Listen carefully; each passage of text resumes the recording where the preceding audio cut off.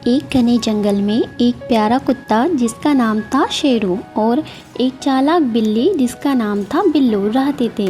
दोनों की दोस्ती बड़ी गहरी थी, लेकिन उनकी प्रवृत्तियाँ बिल्कुल अलग अलग थी।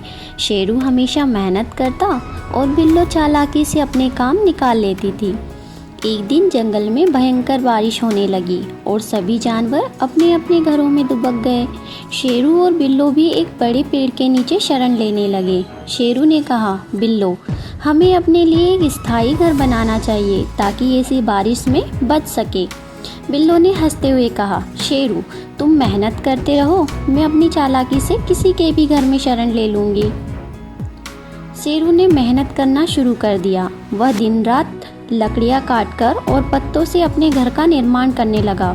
बिल्लो ने सोचा कि शेरू की मेहनत व्यर्थ है और वह अपनी चालाकी से एक बड़े पेड़ के खोखल में शरण लेने चली गई। कुछ ही दिनों में शेरू ने एक सुंदर सा घर बना लिया। उसका घर बारिश और ठंड से बचने के लिए पूरी तरह तैयार था। शेरू ने बिल्लो को अपने घर में रहने का निमंत्रण दिया, लेकिन बिल्लो ने हंसते हुए मना कर दिया। एक दिन जंगल में भयंकर तूफान आया।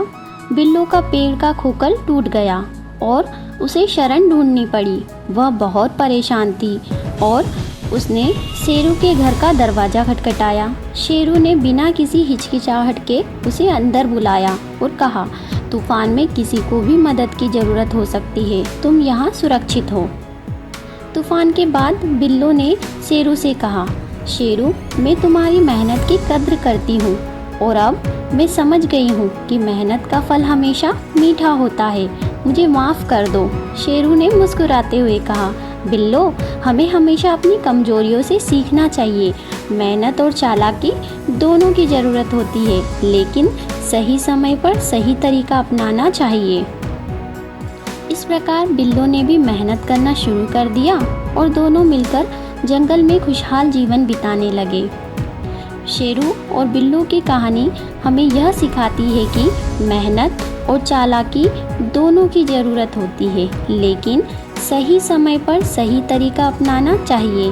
कभी कभी हमें दूसरों की मदद स्वीकार करनी चाहिए और अपनी कमजोरियों से सीखना चाहिए। तो दोस्तों, अगर आपको यह कहानी अच्छी लगी हो तो इसे लाइक करें और ऐसी अन्य कहानियाँ सुनने के लिए आप इस चैनल को सब्सक्राइब करें। Thank you.